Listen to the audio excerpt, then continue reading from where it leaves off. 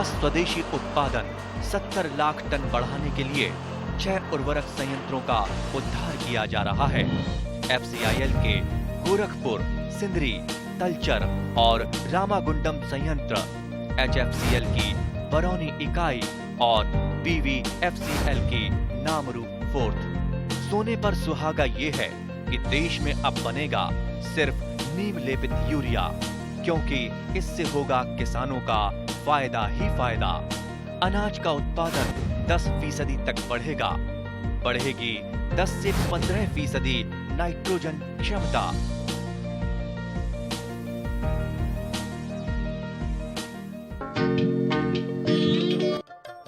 प्राकृतिक जलसम्पदेৰে পৰিপূৰ্ণ অসমত মীন পালনে যথেষ্ট সম্ভাৱনীয়তা বহন কৰি আহিছে। বিশেষকৈ প্ৰকৃতি প্ৰদত্ত বিলসমূহত মাছ পালনৰ যথেষ্ট সম্ভাৱনীয়তা আছে। এই বিলসমূহ স্থানীয় আৱাসীসকলে নিয়ন্ত্ৰণ কৰি সঠিক পৰিচালনাৰে বিজ্ঞানসন্মতভাৱে মীন পালন কৰিব পাৰে। বিলত মাছ উৎপাদন কৰোঁতে যাতে প্ৰাকৃতিক ভাৰসাম্য অটুট থাকে তাৰ বাবে মাজে মাজে কিছু মেটেকা আবৃত্ত কৰি ৰাখিব লাগে। এনে এখন সমূহীয়া মীন পালনৰ ব্যৱস্থাৱলী হ'ল মৰিগাঁও জিলাৰ চাৰিপুনীয়া বিল। বৃহত্তৰ চাৰিপুনীয়া গাঁৱৰ পুৰুষ মহিলাই একত্ৰিত হৈ বিল উন্নয়নৰ কাম কৰা চাৰিপুনীয়া বিল উন্নয়ন সমিতিৰ সভাপতি ধ্ৰুৱচন্দ্ৰ দেউৰীয়ে বিল উন্নয়নত তেওঁৰ অভিব্যক্তি ব্যক্ত কৰি এনেদৰে কয়। আমি এই বিলখনৰ নাম কি বাৰু? এই বিলখনৰ নাম হ'ল চাৰিপুনীয়া বিল। চাৰিপুনীয়া বিল। এনে কিমান মান পৰিয়াল জড়িত আছে? ইয়াত আমি বৰ্তমানে 250 ঘৰ পৰিয়াল আছে। 250। গতিকে চাৰিপুনীয়া বিলৰ অন্তৰ্গত প্ৰায় 250 পৰিয়াল আছে। 250 পৰিয়াল আছে। হয়। এনে আপোনালোক বিলৰ লগত প্ৰায় জড়িত আছে? সকলো ৰাইজ জড়িত। কি কাম কৰে আপোনালোকে? আমি এই বিলত আপোনাৰ তেওঁ সকলোৱে যেতিয়াই আমি যেনেকৈ পিঠটো বাঢ়ি আহে মেটেকাটো বাঢ়ি আহে তেতিয়াই আমি খবৰ দিলেই গাঁৱৰ ৰাইজ সকলোৱে গোটেই গাঁৱৰ ৰাইজে আহি মানে মেটেকা চাফা কাম কৰে আৰু মাছো ধৰে। আপোনালোকে মাছ আমাৰ কমিটিয়ে ধৰে আৰু সেইটো হ'লে ৰাইজৰ আমাৰ বাৰ্ষিক সাধাৰণ সভাতেই কমিটি এখন পাতি দিয়ে। সেই কমিটিয়ে মানে গোটেই বিলখন পৰিচালনা কৰে। আৰু ইয়াৰ এনে ধন কিমান মান পায় বছৰে? এতিয়া বছৰেকত আমি 13 লাখৰ পৰা 14 লাখলৈকে আমি পাওঁ মাছ বিক্ৰী কৰি। এই টকাখিনি কি কৰে আপোনালোকে? এই টকাখিনি আমি উন্নয়নমূলক কামত খটুৱাওঁ, ৰাইজৰ উন্নয়নমূলক কামত। আৰু কিছু আমি ফিক্স কৰোঁ। আমাৰ কেইটামান আমাৰ ফিক্সো আছে, ফিক্স ডিপজিট। আমি সেইটো আৰু স্কুলৰ ল'ৰা ছোৱালীক আমি যেনেকৈ উন্নয়নমূলক কাম বুলি ক'বলৈ যাওঁতে আমি গাঁৱৰ ৰাইজৰ মানে ৰাস্তা ঘাটৰ পৰা আদি কৰি মানে মেট্ৰিকৰ পৰীক্ষা ল'ৰা ছোৱালীক দিয়া যায়, হাই ছেকেণ্ডেৰী ল'ৰা ছোৱালীক মানে 1500, মেট্ৰিকৰ ল'ৰা ছোৱালীক 1000, BA পাছবিলাকক 2000কৈ। গতিকে এই এপাৰ্ট আঁচনিৰ জৰিয়তে এই বিলখন উন্নয়নৰ কাৰণে আপোনালোকে পাইছোঁ। এপাৰ্ট আঁচনিৰ জৰিয়তে আমি এই আঁচনিটো পাইছোঁহি। উপকৃত হৈছে আৰু আমি বহুত সুখিত, গোটেই গাঁৱৰ ৰাইজে আমি সুখিত হৈছোঁ। এইটো ইয়াৰ দ্বাৰা হয়তো আমি যদি আকৌ যাতে ইয়াতকৈ আৰু দুগুণ যাতে ডেভেলপ কৰিব পাৰোঁ সেইটো আমি কিন্তু আমিও চেষ্টা চলাই আছোঁ আৰু চেষ্টা কৰি আছোঁ। ভৱিষ্যতে আৰু আপোনালোকে ধৰক মাছৰ উৎপাদনটো যাতে আৰু আমি বৃদ্ধি কৰিব পাৰোঁ। হয়, আমি দেখিছোঁ আপোনালোকে এটা চুকত অকণমান মেটেকাও ৰাখিছে। এই কিহৰ কাৰণে? এইটো আমি ৰাখিছোঁ তাৰপৰা চৰাই চিৰিকটি যাতে সেই মানে পৰি পেলাই যাতে আমাৰ সৌন্দৰ্যটো আকৌ বিলখনৰ সৌন্দৰ্যটো বঢ়াই আৰু বিলৰ লগত মানে সমন্বয় এটা তেওঁলোকৰ সুবিধা এটা তেওঁলোকে পাই যায় আৰু তেওঁলোকক মানে জীয়াই থকা মানে সুবিধাটো পায় আৰু তাৰ কাৰণে আপোনালোকে ৰাখিছে। হয়, তাৰ কাৰণে আমি ৰাখিছোঁ। এইখিনি আৰু আপোনালোকৰ ধৰক গাঁৱৰ ল'ৰা ছোৱালী সকলোৱে মানে জড়িত হৈ সকলো ল'ৰা ছোৱালীয়ে ইয়াত মানে কাম কাজ কৰি আহি মানে পুৰুষ মহিলা উভয়ে আৰু ডেকা গাভৰু মানে সকলোৱে উভয়ে আহে আৰু বিলত থকা জলজ অপতৃণ নিয়ন্ত্ৰণ কৰি তাত আগতীয়াকৈ ডাঙৰ আকৃতিৰ মীন পোনা মেলা অতি প্ৰয়োজনীয়। ডাঙৰ আকৃতিৰ মীন পোনা প্ৰতি হেক্টৰ পানীকালিত প্ৰায় 4000 সংখ্যক মেলিব পাৰি। এনে ডাঙৰ মীন পোনাক বিলত সাধাৰণতে থকা চিতল, আৰি, বৰালি আদি মাছে ভক্ষণ কৰিব নোৱাৰে। বিলত মেলা মীন পোনাৰ আকৃতি আৰু সময় আদিৰ বিষয়ে চাৰিপুনীয়া বিলৰ কাৰ্যকৰী সদস্য দীপক দেউৰীয়ে এনেদৰে কয়। আপোনালোকে এই বিলখনত প্ৰত্যেক বছৰে পোনা মেলে? হয়। কি পোনা মেলে? আমি আপোনাৰ ডাঙৰ পোনা মেলোঁ। কি প্ৰজাতিৰ পোনা? কি প্ৰজাতিৰ বুলি ক'ব যাওঁতে ৰৌ, মিৰিকা, ভকুৱা গাছকাপ কমন এনেধৰণৰ প্ৰজাতিয়ে মেলো চিলভাৰ কাপৰ মেলে তাৰমানে ধৰক পোনাখিনি আমি দেখিছোঁ আপোনালোকৰ পোনা যিখিনি মেলিছে প্ৰায় 100 গ্ৰাম 150 গ্ৰাম বা 200 গ্ৰামলৈকে পোনা মেলে এনে কিমান ধৰক পোনা মেলে বাৰু বিল 15000 টোটেল 15000 মানে 7 হেক্টৰ পানী গালি আছে প্ৰায় 15000 পোনা মেলে ইয়াৰ কাৰণে আপোনালোকৰ ৰিয়াৰিং টেংক আছে নেকি আছে তাত পোনাখিনি কি কৰে আগৰ বছৰতে মজুত কৰি থৈ দিয়ে হয় আমি জমা কৰোঁ আৰু নেক্সট আপোনাৰ আমি মাঘ আৰু চৈতত আমি মাছটো ডাঙৰ মাছটো ধৰি বিক্ৰী কৰোঁ আৰু তাৰ পৰা আমি পোনাটো ইফাললৈ আমি মেলি দিওঁ তাৰমানে প্ৰত্যেক বছৰে ধৰক ডাঙৰ মাছটো বিক্ৰী কৰে আৰু পোনাখিনি মেলে হয় ৰোটেশ্যন কৰি থাকে এনে ধৰক কিমানমান টকাৰ মাছ আপোনালোকে বছৰেকত বিক্ৰী কৰিব পাৰে আমাৰ বছৰেকত 12 পৰা 15 লাখ পৰ্যন্ত বিক্ৰী হয় মাছ বিক্ৰী হয় আৰু সেইমতে আপোনালোকে ধৰক ডাঙৰ পোনা আৰু ইয়াত বিলত মেলি দিওঁ ৰিয়াৰিং টেংক আছে আপোনালোকৰ হয় আছে আগৰ বছৰতে থৈ দিয়ে নেকি পোনাখিনি আগৰ বছৰ থওঁ আৰু আমি আগৰ বছৰতে আমি আপোনাৰ ফিংগাৰলিংটো কিনি ৰিয়াৰিং টেংকত থওঁ আৰু নেক্সট আমি মাঘ আৰু বহাগত আমি ডাঙৰ মাছটো বিক্ৰী কৰি আমি ৰিয়াৰিং টেংকৰ পৰা আমি ডাঙৰ পোনাটো কোন মাহত মেলে বাৰু আপোনালোকে সাধাৰণতে কিবা পোনাটো কোন মাহত মেলে আমি ফাগুন চৈত বহাগ এনেকৈ মেলি দিওঁ তাৰমানে ধৰক যেতিয়া গৰম আহিব লাহে লাহে তেতিয়া আপোনালোকে পোনা মেলি দিওঁ এনে ধৰক আমাৰ বহুত বিলত মানুহবিলাকে ধৰক পোনা মেলাৰ কাৰণে অলপ অনীহা প্ৰকাশ কৰে তেনেকুৱা বিল যিখিনি আছে আমাৰ অসমত তেনেকুৱা বিল উন্নয়ন সমিতিবিলাকক আপোনালোকে কি পৰামৰ্শ দিব বিচাৰে আমি তেওঁলোকক আমি পৰামৰ্শ এইটোৱে দিম যাতে তেওঁলোকে এই মীন পালনৰ দ্বাৰাই আমাক অনুসৰণ কৰি তেওঁলোকে আমাতকৈ বেছিকৈ স্বাৱলম্বী হওক আমাৰ অনুসৰণৰ মাধ্যমেৰে তেওঁলোকে পোনা মেলি তেওঁলোকে যাতে আমাৰ দৰে আগবাঢ়ি আহে আৰু মীন পালনৰ জগতখন যেন আগুৱাই নিয়ে সেয়ে আমি তেখেতসকলক পৰামৰ্শ দিম আমি আকৌ দেখিছোঁ আপোনালোকৰ বিলখনত যথেষ্ট পৰিমাণৰ সৰু সৰু মাছ যেনেকৈ মোৱা পুঠি খলিহনা আদিও আছে এইখিনিও আপোনালোকে ধৰক সংৰক্ষণ কৰে নেকি বাৰু সংৰক্ষণ বুলি আমি ৰাখি থওঁ আমি দেখিছোঁ আপোনালোকে ধৰক অকণমান এটা জেগাত মেটেকাও ৰাখিছে সেইখিনি বিস্তৃত হ'ব নিদিয়ে গতিকে তাৰ কাৰণে ধৰক চৰাই পৰিবৰ কাৰণে বা সৰু মাছ এইবিলাকৰ প্ৰজননৰ কাৰণে ৰাখি থৈছে আপোনালোকে সেইখিনি ৰাখি থৈছে এনে কি আছে বাৰু সৰু মাছ কি আছে সৰু মাছৰ ভিতৰত মোৱা পুঠি খলিহনা চেলেকুনা খলিহনা আৰু এইবিলাক ধৰক আপোনালোকে যেতিয়া ধৰিব তেতিয়া গাঁৱৰ মানুহবিলাকক আপোনালোকে খুৱাই নেকি আমি গাঁৱৰ মানুহক প্ৰতি ঘৰে আমাৰ 250 ঘৰ গৃহস্থী আছে অৰ্থাৎ আমাৰ এই বিলখনত তেখেতসকলৰ সহযোগিতা আছে গতিকে আমি তেখেতসকলক মেলাত আমাৰ এটা মেলা উৎসৱ হয় এই মেলা উৎসৱ বহাগ মাহত হয় আৰু আমি তেতিয়া প্ৰতি গৃহে 1 কেজিকৈ মাছ বিতৰণ কৰোঁ বিশেষকৈ সৰু মাছটো হয় সৰু মাছ খালে বিশেষকৈ আমাৰ মহিলাসকল বা সৰু ল'ৰা ছোৱালীবিলাক তেওঁলোকৰ উপকৃত হ'ব পাৰে সৰু মাছটো দিয়ে আৰু প্ৰত্যেক পৰিয়ালতে প্ৰত্যেক পৰিয়ালকে দিয়া হয় সৰু মাছটো দিয়ে অকল পুৰুষে নহয় মহিলা গোটেও বিল উন্নয়ন তথা পৰিচালনাত গুৰুত্বপূৰ্ণ ভূমিকা গ্ৰহণ কৰিব পাৰে পুৰুষৰ সমানে সমানে মহিলাসকলেও বিল পৰিচালনাত ভূমিকা লৈ আদৰ্শবান হৈ উঠিছে চাৰিপুনীয়া বিলৰ মহিলা সদস্যসকল এই সন্দৰ্ভত মৰিগাঁও জিলাৰ চাৰিপুনীয়া বিল উন্নয়নৰ সক্ৰিয় সদস্যা নৱমল্লিকা দেউৰীয়ে তেওঁৰ অভিব্যক্তি ব্যক্ত কৰি এনেদৰে কয় আমি দেখিছোঁ পুৰুষবিলাকৰ লগত মহিলাবিলাকো জড়িত হৈ আছে বিলখনত আপোনালোকে ধৰক এই মেটেকা চাফা কৰা বা এইবিলাকৰ কামত জড়িত আছে থাকে নেকি জড়িত থাকে প্ৰতি বছৰ ইয়াত মেটেকা হয় যে তেতিয়া মানে পুৰুষসকলৰ লগতে সমানে মহিলাসকলো আহি মেটেকা চাফা কৰাত মানে সহায় কৰি দিওঁ হয় বা মাছ পোনা মেলাৰ পিছত মাছৰ খাদ্য এইবিলাক কামতো আপোনালোকে জড়িত থাকে হয় গতিকে ধৰক পুৰুষ মহিলা একেলগে ধৰক এই বিলখনৰ লগত প্ৰত্যক্ষভাৱে আপোনালোকে আত্মনিয়োগ কৰি থাকে আৰু তেতিয়াহ'লে এনে কিমানমান মহিলা সদস্য আছে ইয়াত গোটেই গাঁৱৰ মহিলাসকলে জড়িত আছে আৰু এই প্ৰতি ঘৰ মহিলাই আছে আহে তেওঁলোকো আহে আৰু বিভিন্ন কাম বা এইবিলাকৰ কামত তেওঁলোকে আহে আৰু এনে কি মাছ ধৰে বাৰু ইয়াতে ৰৌ ঢেকেৰা হয় এইবিলাক ডাঙৰ ডাঙৰ মাছখিনি আপোনালোকে বিক্ৰী কৰি দিয়ে আৰু তাত কৰে গতিকে এনে দাম কেনেকুৱা পায় বাৰু মাছৰ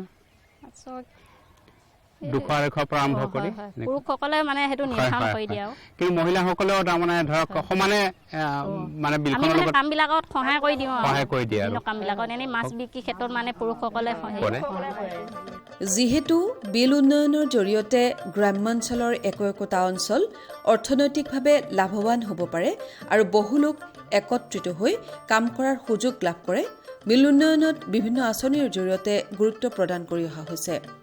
মৰিগাঁও জিলাতো বিলসমূহ উন্নয়ন কৰি স্থানীয় ৰাইজক প্ৰদানৰ ব্যৱস্থা কৰা হৈছে। মৰিগাঁও জিলাত বিল উন্নয়নৰ ব্যৱস্থা সন্দৰ্ভত জিলা মীন উন্নয়ন বিষয়া ভাস্কৰ জ্যোতি নাথে তেওঁৰ অভিব্যক্তি ব্যক্ত কৰি এনেদৰে কয়। এতিয়া মৰিগাঁও জিলাত চৰকাৰী বেচৰকাৰী মিলি প্ৰায় 120খনমান বিল আছে। এই বিলখিনিত আমাৰ দেখা গৈছে আগতে যিবিলাক থলুৱা মাছ পায়, থলুৱা প্ৰজাতিৰ মাছ, ইয়াৰ সংখ্যা লাহে লাহে কমি আহিছে। গতিকে আমি এইটো বিলত আচলতে যধে মধে যিটো মাছ ধৰা প্ৰৱণতা এটা মানুহৰ দেখা যায় বা দুখীয়া মানুহখিনিৰ যিটো দুখীয়া অৱস্থাৰ পৰা পৰিত্ৰাণ পোৱাৰ যিটো উপায়, সেইটো কাৰণে তেওঁলোকে যিটো যধে মধে ইনডিস্ক্ৰিমিনেট ফিচিং, সেইটোৰ কাৰণে আচলতে মাছৰ সংখ্যা কমি আহিছে। তেওঁলোকে সৰু ডাঙৰ একো নাচায়, থলুৱা মাছ যিবোৰ বিলুপ্তিপ্ৰায় প্ৰজাতি সেইবোৰ তেওঁলোকে ধৰে, বেচে, নিজৰ আৰ্থিক অৱস্থাটো টনকিয়াল কৰিবৰ বাবে। এতিয়া আমি বিলবিলাকত কি কৰিছোঁ, এই ব্যৱস্থাটোৰ কাৰণে বিলৰ আচলতে এটা নিয়ম আছে যে বিলখন চাফা কৰিলেও তাৰে 5% এৰিয়া আমি ৰাখি থ'ব লাগে জৈৱ বৈচিত্ৰ্য সংৰক্ষণৰ বাবে। আৰু সেই ঠাইটোত আমাৰ সৰু মাছটো থাকিব, যিটো বিলুপ্তিপ্ৰায় প্ৰজাতিৰ মাছ সেই মাছটো থাকিব। তাত আমি মাছ মাৰিব নালাগে, বাকী অংশটো আমি মাছ পোনা মেলিম, মাছ মাৰিম, কিন্তু সেই 5% যি জেগা, 5% জেগা, সেই ঠাইটো আমি ৰাখি থ'ম যাতে থলুৱা মাছৰ এটা সংৰক্ষণ হৈ থাকে তাতে। আৰু সৰু মাছ যিটো, সৰু মাছটো আমাৰ ৰাইজে খাব লাগে। আমাৰ ৰাইজে দেখা যায় যে ডাঙৰ মাছৰ প্ৰতি খোৱাৰ প্ৰৱণতা বেছি, কিন্তু তাতকৈ সৰু মাছটোৰ উপকাৰিতা বেছি। সৰু মাছৰ যিটো পুষ্টিকৰ গুণ, সেই গুণটো বহুত বেছি। এতিয়া সৰু মাছৰ ভিতৰত ধৰি লওক কিছুমান মাছ আছে যেনে মোৱা মাছ। মোৱা মাছটো কি হয়, দুমাহৰ মূৰে মূৰে আপোনাৰ বেছি থাকিব পাৰিব। মোৱা মাছৰ এটা এক্সট্ৰা প্ৰডাকশ্যন এটা হ'ল। এতিয়া বিলত যি ৰৌ, বাহু, মিৰিকা এইবোৰ মেলা হয়, এইখিনিতো আমাৰ কমন মেলে। তাৰ লগতে সৰু মাছ যে মেলিব লাগে এই ধাৰণাটো মানুহৰ নাই। আৰু এইখিনি মেলাৰ ফলত এটা আপোনাৰ অতিৰিক্ত এটা উপাৰ্জন এটা হ'ল, ছাপ্লাছ প্ৰডাকশ্যন এটা হ'ল। গতিকে দুমাহৰ মূৰে মূৰে যিহেতু বেচিব পাৰিব আৰু তাৰ যিটো পুষ্টিকাৰক ভেলু, এই ভেলুটোও বেছি। আৰু সৰু মাছটো ধৰি লওক মোৱা মাছ এটা খোৱাৰ ফলত আপুনি হাড়ডালো খালে, হাড়ডালটো পেলাই নিদিয়ে, তাৰ ফলত আমাৰ কেলছিয়ামটো গ'ল। বা মাছৰ চকুটো খালে, এইখিনি ঘৰত চকুৰ কাৰণে ভাল। গতিকে আটাইখিনি যিখিনি পুষ্টিকাৰক পাব লাগে সেইখিনি আপুনি সৰু মাছত পায়। গতিকে এই বিলত আমি এই 4-পোনীয়া বিলত আমি এনেকুৱা এটা ব্যৱস্থা লৈছোঁ যাতে বিলৰ এটা অংশ আমি ৰিজাৰ্ভ ৰাখিছোঁ, 5% এৰিয়া আমি ৰিজাৰ্ভ ৰাখিছোঁ। তাত কোনো কাৰণত আমি মাছ মাৰিব নিদিওঁ। তাত সৰু মাছটো জমা হৈ থাকিব, থলুৱা মাছ জমা হৈ থাকিব। বিলুপ্তিপ্ৰায় যিখিনি মাছ, এই মাছখিনি আমি সংৰক্ষণৰ পূৰা ব্যৱস্থা কৰিছোঁ ইয়াত। আৰু তাৰ বাহিৰে আমি বিলতো মোৱা মাছ এৰিছোঁ যাতে এওঁলোকৰ আয়টো দুগুণ বৃদ্ধি পায়, সেইটো আমি ব্যৱস্থা লৈছোঁ। ৰাজ্যখনত বিস্তৃত হৈ থকা বিল আৰু ডাঙৰ জলাশয়সমূহ সৰু সৰু মাছৰ আবাদীস্থল। সৰু মাছ যথেষ্ট উপকাৰী। স্থানীয় বিল উন্নয়ন সমিতি আৰু সমবায় সমিতিসমূহে জলাশয়সমূহত সৰু সৰু পুষ্টিকৰ মাছসমূহ সংৰক্ষণ আৰু প্ৰতিপালন কৰি লাভৱান হৈছে। সৰু মাছ প্ৰতিপালনৰ ব্যৱস্থাৱলী সন্দৰ্ভত অগ্ৰণী মীনপালক তথা সমাজসেৱক পিংকু গগৈয়ে তেওঁৰ অভিব্যক্তি ব্যক্ত কৰি এনেদৰে কয়। আমি দেখিছোঁ যে অসমৰ বহুতো গ্ৰাম্যাঞ্চলৰ নিবনুৱা যুৱক যুৱতী মাছ পালনৰ প্ৰতি আকৰ্ষিত হৈছে আৰু মাছ পালনত নিজকে আত্মনিয়োগ কৰিছে। এই সন্দৰ্ভত আপুনি কি ক'ব বিচাৰে? মাছ পালন যিহেতু মাছত আমাৰ এখন খুব ধুনীয়া বজাৰ এখন আছে। কাৰণ এইটো এনেকুৱা এটা কথা, আপুনি যি ব্যৱসায় কৰিব গ'লে আপুনি কেছ পইচা নাপায়, ইয়াতে কেছ পইচা পায়। এইটোতে এটা ATM বুলি ক'লেও ভুল নহয়। কাৰণ মাছখিনি আপুনি ৰাতি মাৰিলে, ৰাতিপুৱা আপুনি লৈ গ'লে বজাৰত ল'লে, পইচাটো আপুনি কেছ পইচা পালে, সেইটো এটা ফাৰ্ষ্ট কথা। আৰু ইয়াৰ প্ৰচেছটো যিহেতু আমি জন্মৰ পৰাই আমাৰ যিহেতু আমি গাঁৱলীয়া ল'ৰা, আমি পাই আহিছোঁ মাছৰ লগতে ক'ব গ'লে আমি সৰুৰ পৰা জড়িত। সেইকাৰণে মই ভাবোঁ ল'ৰা ছোৱালীখিনি এই ক্ষেত্ৰত অলপ নিয়োগ হৈছে নতুনকৈ। এনে ধৰক আপোনাৰ এনে মাছ পালনৰ লগত জড়িত কেতিয়াৰ পৰা জড়িত? মোৰ আপোনাৰ 2000 চনৰ পৰাই জড়িত হৈ আছোঁ মাছ পালনৰ লগত। প্ৰায় ধৰক 20 বছৰ। 20-22 বছৰ হ'ল। হয়। গতিকে এনে ধৰক আপুনি বেচৰকাৰী সংস্থাৰ লগতো জড়িত আছে? আমাৰ এখন কপাৰেটিভ আছে। আমি কপাৰেটিভৰ সৈতে আমি প্ৰায় 100 বিঘা মাটি ইতিমধ্যে আমি আজি প্ৰায় 20 বছৰে মীন পালন কৰি আহিছোঁ। আমি প্ৰায় 15জন ল'ৰা তেনেকৈ আমি কৰি আহিছোঁ, নিবনুৱা ল'ৰা। আৰু তাৰ ওচৰত এটা আপোনাৰ বিলো এটা আছে? বিল এটা আছে, আমাৰ ডাঙৰ বিল আছে বা এখন নদীও এখন আছে আমাৰ। আমি নেচাৰেলৰ কিছু আমি মাছ ইয়াৰ কৰোঁ, আমি কালেকশ্যন কৰোঁ। যিবিলাক ধৰক প্ৰাকৃতিক উৎসৰ পৰা যিবিলাক পোনা আনে, সেই পোনা আৰু ধৰক এই পোনাৰ মাজত কি পাৰ্থক্য আছে? প্ৰাকৃতিক উৎসৰ পৰা অনা পোৱালিখিনি ভাল, কিন্তু এটা প্ৰব্লেম আছে কি প্ৰাকৃতিক উৎসৰ পৰা আমি ইমান বহুত বেছি আমি পোনা আহৰণ কৰিব নোৱাৰোঁ। এটা লিমিটেড এটা কৰিব পাৰোঁ। সেইকাৰণে আজিকালি কৃত্ৰিম প্ৰজনন কৰিব বাধ্য হৈছে। এনে কি কি পোনা পোৱা যায় বাৰু নদীৰ? ৰৌ পোৱা যায়, ভকুৱা পোৱা যায়, বেছিকেলি এই দুটা বেছিকৈ পোৱা যায়। বাকীটো কম সংখ্যক পায়, কম সংখ্যক, বহুত কম সংখ্যক পায়।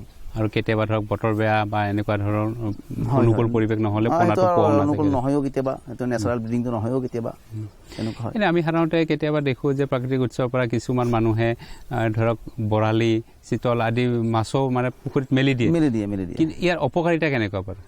অপকাৰিতা আপুনি বৰালি আৰু চিতল কৰিব গ'লে আপুনি বেলেগে কৰিব লাগিব, একেলগে কৰিব নোৱাৰিব। সেইটো আপুনি এটা ছেপাৰেটলি পুখুৰীত কৰিব লাগিব। আৰু তাতে আমি ধৰক আমি মাছৰ পোনাও দিব পাৰোঁ বা আউটৰ পৰা আমি মাছ মাৰি বা বাহিৰৰ পৰা মাছ মাৰি তাত আমি দিব পাৰোঁ। কিন্তু তাত আপুনি ইয়াৰ নহ'ব এইটো, আৰু তাত একেলগে আপোনাৰ তাত কালচাৰ কৰিব নোৱাৰে। কেতিয়াবা যদি ধৰক বৰালি সোমাই গ'ল বা সেইটো অপকাৰ কৰে। বৰালি সোমালে আপোনাৰ বহুত মাছ খাই পেলাব।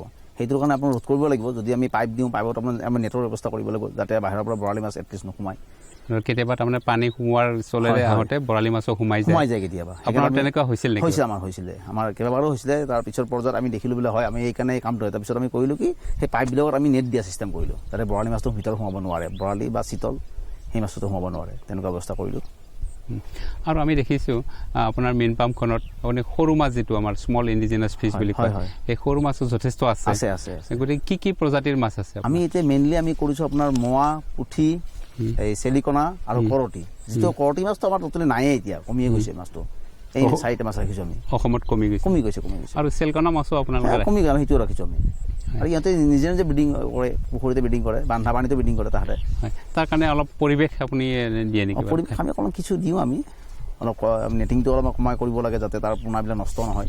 আৰু তাক আমি অলপ ওপৰত খাদ্য কিছুমান দিয়া যায়। এনে কি খাদ্য দিয়ে তাত? আমি খলিহৈ দিওঁ, ইয়াৰ দিওঁ, আৰু যিটো আমাৰ প্লেণ্টন বুলি কয়, সেই প্লেণ্টনটো হোৱাৰ কাৰণে আমি কিছু আপোনাৰ এই জৈৱিক যিটো সাৰ আছে মানে গৰু গোবৰ, চূণ এনেকৈ অলপ ব্যৱহাৰ কৰোঁ। আৰু আমি দেখিছোঁ আপোনাৰ মীন পামখনত আপুনি কোনো ধৰণৰ অজৈৱিক সাৰটো ব্যৱহাৰ নকৰে, এইটো ইনঅৰ্গেনিক সাৰ।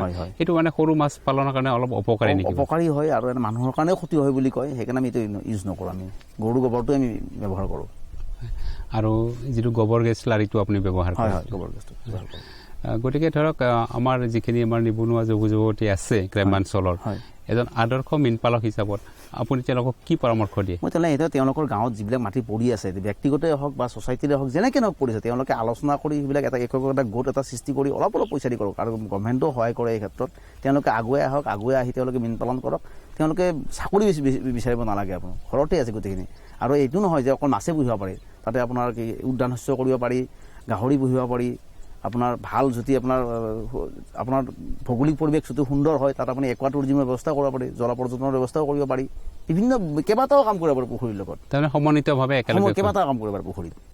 এনে আপুনি গাহৰিও পালন কৰি? আমি গাহৰি কৰি আছোঁ, আমাৰ হাঁহ আছে। আমি আপোনাৰ যিটো আমাৰ একুৱা টুৰিজিম বুলি কয়, সেইটো আমি ইতিমধ্যে কাম কৰিছোঁ সেই ক্ষেত্ৰতো। যিহেতু ধানৰ লগত মীন পালনত সৰু পুষ্টিকৰ মাছ যেনে মোৱা, খলিহনা আদি মেলিব পাৰি, গতিকে এই সন্দৰ্ভত মানুহৰ মাজত এক সজাগতাৰ প্ৰয়োজন আছে। ৰাজ্যৰ বিভিন্ন প্ৰান্তৰ লগতে নলবাৰী জিলাতো এনে সজাগতা সভা আয়োজন কৰা হৈছে। এনে সজাগতাৰ জৰিয়তে প্ৰাকৃতিক জলাশয় আৰু ধাননি পথাৰ আদিত সৰু মাছ উৎপাদন কৰিব পাৰিলে ৰাজ্যখন মাছ উৎপাদনত স্বাৱলম্বী হোৱাৰ লগতে অৰ্থনৈতিক বুনিয়াদো টনকিয়াল হ'ব বুলি আশা কৰিব পাৰি।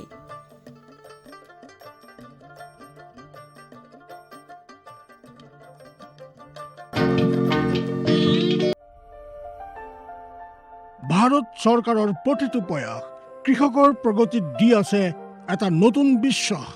দেশৰ কৃষকসকলৰ প্ৰতি সমৰ্পিত ভাৰত চৰকাৰে বিশেষকৈ উত্তৰ পূৰ্বাঞ্চল আৰু আন্দামান নিকোবৰ দ্বীপপুঞ্জৰ কৃষি অঞ্চলৰ বিকাশৰ বাবে নতুন প্ৰগতিশীল পদক্ষেপ লৈছে, যাৰ দ্বাৰা কৃষকসকলে দ্ৰুত গতিত উন্নতি কৰি আছে। কৃষি অঞ্চলৰ বিকাশৰ গতি অব্যাহত ৰাখি মাননীয় প্ৰধানমন্ত্ৰী শ্ৰী নৰেন্দ্ৰ মোদী ডাঙৰীয়াৰ নেতৃত্বত ভাৰত চৰকাৰে এক দূৰদৰ্শী নিৰ্ণয় লৈ দেশত ৰাষ্ট্ৰীয় খাদ্য তেল মিছন অইল পামৰ আৰম্ভণি কৰিছে, যাৰ দ্বাৰা উত্তৰ পূৰ্বাঞ্চলৰ ৰাজ্যসমূহ আৰু আন্দামান নিকোবৰ দ্বীপপুঞ্জৰ কৃষকসকলৰ বিশেষ লাভ হ'ব। পুঁজিৰ বিনিয়োগত বৃদ্ধি পাব, খোৱা তেলৰ আমদানিৰ ওপৰত নিৰ্ভৰ কৰাটো কম হ'ব আৰু ৰোজগাৰৰ সুবিধা সৃষ্টি হ'ব। খোৱা তেলত আত্মনিৰ্ভৰশীলতাৰ বাবে এতিয়া ৰাষ্ট্ৰীয় খাদ্য তেল মিছন অইল পামৰ সংকল্প লোৱা হৈছে। নৰ্থ ইষ্ট আৰু আন্দামান নিকোবৰ দ্বীপপুঞ্জ এনেকুৱা অঞ্চল য'ত সহজে পামৰ খেতি কৰিব পৰা যায়। পাম অইলৰ উৎপাদন হ'ব পাৰে। এই মিছনৰ অধীনত অইল পামৰ অঞ্চল আৰু উৎপাদন বঢ়োৱাত জোৰ দিয়াৰ বাবে চৰকাৰে 11,000 কোটি টকাৰো অধিক সাহায্য ৰাখি নিৰ্ধাৰিত কৰিছে। মিছনৰ অধীনত চৰকাৰে অইল পামৰ খেতিৰ বাবে ৰোপণ আদিৰ সহায়ত বৃদ্ধি ঘটাই পূৰ্বতে পাবলগীয়া প্ৰতি হেক্টৰত 12,000 টকাৰ পৰা বঢ়াই প্ৰতি হেক্টৰত 29,000 টকা কৰি দিছে। পুলি ৰোপণ সামগ্ৰীৰ অভাৱ দূৰ কৰাৰ বাবে বীজৰ উৎপাদন কৰাৰ বাবে বাগিচাকো সাহায্য প্ৰদান কৰা হ'ব, যাৰ অধীনত প্ৰতি হেক্টৰ ক্ষেত্ৰফলৰ অইল পামৰ উদ্যানৰ বাবে 1 কোটি আৰু নাৰ্চাৰী বিকাশৰ বাবে 50 লাখ টকাৰ ব্যৱস্থা আছে। 30 বছৰীয়া পুৰণা বাগিচাৰ পুনৰুদ্ধাৰৰ বাবে প্ৰতি পুলিত 250 টকাৰ এককালীন অনুদান দিয়া হ'ব। উত্তৰ পূৰ্বাঞ্চল আৰু আন্দামানৰ বিশেষ সাহায্যৰ অধীনত তাৰ অঞ্চলৰ গাঁথনি, জলবায়ু আৰু অন্য পৰিস্থিতি অনুসৰি বিভিন্ন দিশত যেনে হাফ মুন টেৰেছত প্ৰতি হেক্টৰত 4,000 টকা, জেওৰা, বায়োফেন্সিং তথা লেণ্ড ক্লিয়াৰেন্সৰ বাবে প্ৰতি হেক্টৰত 7,000 টকা আৰু একত্ৰিত খেতিৰ বাবে প্ৰতি হেক্টৰত 10,000 টকাৰ ব্যৱস্থা আছে। প্ৰাৰম্ভিক 4 বছৰৰ সময়ত ৰক্ষণাবেক্ষণ আৰু অন্তৰ্ফচলৰ বাবে প্ৰতি হেক্টৰত 50,000 টকাৰ ব্যৱস্থা আছে। কৃষকৰ বাবে ৰোজগাৰৰ সুবিধা সৃষ্টি কৰা আৰু উদ্যোগসমূহক উদগনি জনোৱাৰ বাবে 5 মেট্ৰিক টন প্ৰতি ঘণ্টা ক্ষমতাযুক্ত নতুন পাম অইল মিছনৰ প্ৰতি গোটৰ বাবে 5 কোটি টকালৈকে অনুদানৰ ব্যৱস্থা আছে আৰু ক্ষমতাত বৃদ্ধি পালে অতিৰিক্ত ধনৰাশিৰো বিকল্প আছে। আমাৰ দৰে কৃষকৰ অইল পাম মিছনৰ পৰা বহুত আশা আছে। আমাৰ লাগিছে এই যোজনা আমাৰ বাবে লাভজনক হ'ব আৰু ইয়াৰ দ্বাৰা আমাৰ উপাৰ্জনো বাঢ়িব। অইল পামৰ কৃষকসকলে সতেজ ফলৰ থোক অৰ্থাৎ FFB উৎপাদন কৰে, যাৰ বৰ্তমান মূল্য আন্তঃৰাষ্ট্ৰীয় মূল্যত হোৱা উঠানামাৰ আধাৰত নিৰ্ণয় লোৱা হয়। প্ৰথমবাৰ কেন্দ্ৰীয় চৰকাৰে সতেজ ফলৰ থোকৰ মূল্যৰ বাবে কৃষকসকলক আশ্বাস দিছে। ইয়াক প্ৰকৃত মূল্য বা BP বুলি ক'ব পাৰি, অৰ্থাৎ কৃষকসকলৰ কোনো লোকচান হ'বলৈ দিয়া নহ'ব। এই ব্যৱস্থাৰ দ্বাৰা কৃষকসকলৰ বজাৰৰ মূল্য উঠানমাৰ পৰা সংৰক্ষণ প্ৰাপ্ত হ'ব। প্ৰকৃত মূল্য BP নিৰ্ধাৰণ কৰাৰ আৰম্ভণি 1 নৱেম্বৰৰ পৰা হ'ব আৰু অহা বৰ্ষৰ 31 অক্টোবৰলৈকে অব্যাহত থাকিব। ইয়াক অইল পাম বৰ্ষ বুলি কোৱা হ'ব। ইয়াৰ দ্বাৰা উত্তৰ পূৰ্বাঞ্চলৰ ৰাজ্যসমূহ আৰু আন্দামান নিকোবৰ দ্বীপপুঞ্জত খেতি বৰ ভাল হ'ব আৰু কৃষকসকলে আনন্দৰ হাঁহি মৰাৰ এটা নতুন কাৰণ পাব। किसान भाइयों गांठ बांध लो, गांठ बांध लो, बहुत बहुत है काम की, समृद्धि के पैगाम की। मिट्टी के मिजाज को समझो, मिट्टी के हर राज को समझो, मिट्टी की तुम जांच कराओ, मुफ्त सॉइल हेल्थ कार्ड ले जाओ। कभी मुनासिब बीज लगाओ, सही किस्म की खाद ले आओ, जितनी जरूरी उतनी डालो, सही मात्रा खुद पहचानो, इसको अपना मंत्र बना लो, मिट्टी की सेहत तो जानो। बात बहुत है काम की, कम लागत अधिक वरदान की, किसान भाइयों गांठ बांध लो। आज ही मिट्टी की जांच कराएं, राज्य सरकार के कृषि अधिकारी से संपर्क करें और मुफ्त में सॉइल हेल्थ कार्ड पाएं। कृषि और किसान कल्याण मंत्रालय द्वारा किसान हित में কৃষকসকলৰ বিভিন্ন সমস্যাৰ সমাধানৰ লগতে শেহতীয়া প্ৰযুক্তি আৰু প্ৰয়োজনীয় আনুষংগিক দিশৰ বিষয়ে জানিবৰ বাবে চাবলৈ নাপাহৰিব কৃষি দৰ্শন। প্ৰচাৰিত হয় প্ৰতি সোমবাৰৰ পৰা শুকুৰবাৰলৈ সন্ধিয়া 5:30 বজাৰ পৰা 6 বজালৈ।